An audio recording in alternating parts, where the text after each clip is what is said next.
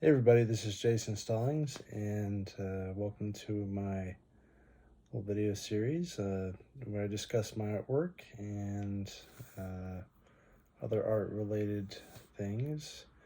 If you're interested in checking out my artwork, please visit jason-stallings.com. So today what I'd like to talk about is sort of influences. Primarily the artists that have influenced me. Some of these are people that are living. Some of these people have, been long past. It's kind of a combination of people that I've studied with and people that I've studied in our, art history class. And some of the influences actually might surprise you. And just for the sake of really not prioritizing this, I'm just going to kind of go a little out of order and just kind of discuss these artists as they come to mind. So the first artist I would say we'll just kind of start with the most obvious one, the Pablo Picasso. Despite the fact that he maybe wasn't always the nicest guy in the world, there's a really good documentary series or miniseries that was created where Antonio Banderas played an older version of him, and another Spanish actor played a younger version of him. And not, aside from just really going to the very all over the place kind of nature of his personality, but it also really really brilliantly explored his creative process, and that's where I really got a lot of influence from Picasso directly. I really love the way he evolved and broke down the figure and thought about things in terms of nonlinear timescapes, especially with Cubism. I like the fifth dimensional thinking. I thought it was really interesting.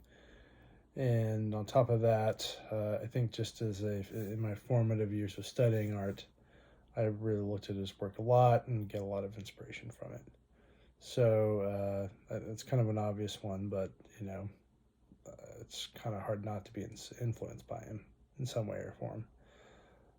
Also, really just the way he would tell stories with some of his paintings, like Guernica, for instance, and have a message with it. I think that's something that I really got some really strong influence from.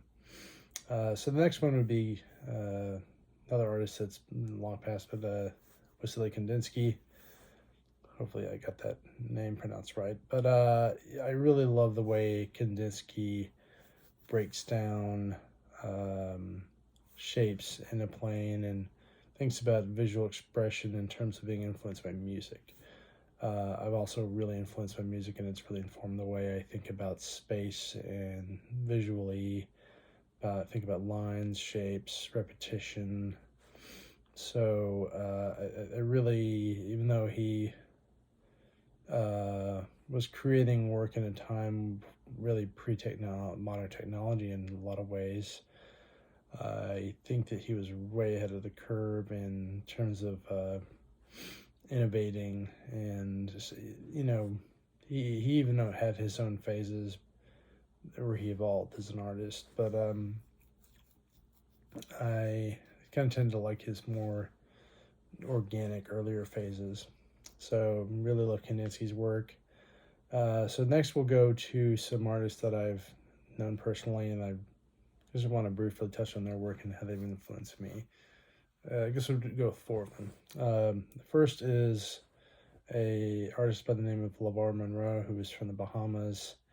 Lavar and I studied together in a few classes at the SCAD, and he really showed a really brilliant handle for mood, storytelling, getting a lot of really good influence from his own culture and his upbringing, and it's really been a joy to see him evolve from kind of trying to work that into commercial art and illustration when we started to get into his more fine art oriented work since he's done that, and just really seeing him work and evolve is just super inspiring. The next person I would like to talk to you or talk about is Monica Kelly. She's a New Orleans-based artist, a friend of mine. Somebody we've actually collaborated on a little bit with the show in 2008. Earlier on, when I was getting out of school, I actually made one of my biggest paintings, Lavar Monroe, which is I still have, and I actually stretched that about a year or two ago on a larger frame, and um, that whole thing was created with the intention of bringing awareness of the need to rebuild communities in New Orleans in the years following Hurricane Katrina, and even since then, like there's always a need for that kind of support and fundraising, especially in New Orleans and other parts of the United States where there's a lot of culture and a lot of need to help support people who are either marginalized or in very vulnerable states. So her work is very musical. It's very influenced by printmaking. Really like the way she breaks things down into smaller shapes, and really like the message of her work, and has a lot to do with female empowerment. And to me, I just think it's really inspiring, and I'm just always jealous for her creativity. So Monica's a really great artist. Go check her out at Monica Kelly Studio on Instagram and online. And she does some great work. Another person that I studied with and was really influenced by is Anna Fox Ryan. She, I believe, lives in Pennsylvania now, and has evolved really quite nicely into a wonderful painter. Has a really great sense of mood and spirituality about her work that I'm really inspired by. And we both studied in illustration a little bit, but she moved into more fine art paths, kind of similar to me. Though our works are very different, and I would say she's a little more technically, well, I guess it's different, we'll just leave it at that. But she's very good, like probably better than I am. So, yeah, Anna's work is wonderful. And Taylor White's another one that I studied with. She is a Raleigh, North Carolina based artist. Really wonderful murals that she does all around that city, and she's also worked internationally. So really enjoy to see her work evolve as well. Another one that I studied with a little bit, but not as much as the others, though he's gone on to do some great work and very directly influenced my art, is an artist by the name of John Basley. He is primarily the singer of a band by the name Baroness, and we sort of had a couple small classes together. Our final portfolio class at SCAD was maybe the most notable one. And I really enjoyed seeing the complexity and the very personal kind of Alphonse Mucha inspired art that he does. And it was really fun to see him challenge the conventions of the traditional illustration curriculum by doing this work that's just hyper personalized. And since it's kind of made for music, you can kind of get away with that. But yeah, his work is just a highly skilled renderer and highly imaginative artist. So yeah, just wonderful, wonderful creative person. And it's also interesting seeing something like that who has a stage persona and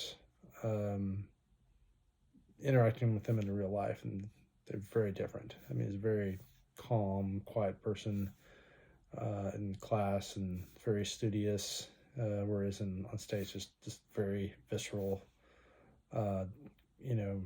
demanding presence. So that's kind of cool. So yeah, we'll kind of get around to some other artists.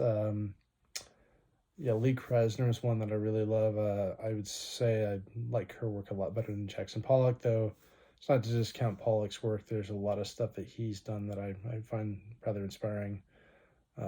Maybe not his drip paintings, but things that came before that and a little bit after. But I find that what I, on top of just Krasner's really interesting approach to pattern design and making an abstract work, I think it's really inspiring to see somebody with such a level of longevity and professionalism in their career. And, I think that there's a lesson to be gleaned from the sort of trajectories of Pollock's career versus hers. I mean, I know it's not entirely fair to compare them, but they were married. And I think that their careers and their creative output are similar, but they also kind of contrast each other in some ways that are very notable. And so there's some lessons to be gleaned from those things. Let's see. There's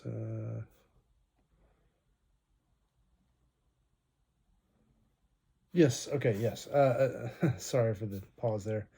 Yeah, and probably another one that is though I don't know if I necessarily get a lot of direct influence from him. I just find him a fascinating artist and very inspiring. Is an artist by the name of, in New York, by the name of Dustin Yellen. He does these really beautiful, large scale, and frankly probably very heavy installation pieces where he layers different panes of glass and does a lot of hand painted, hand cut work.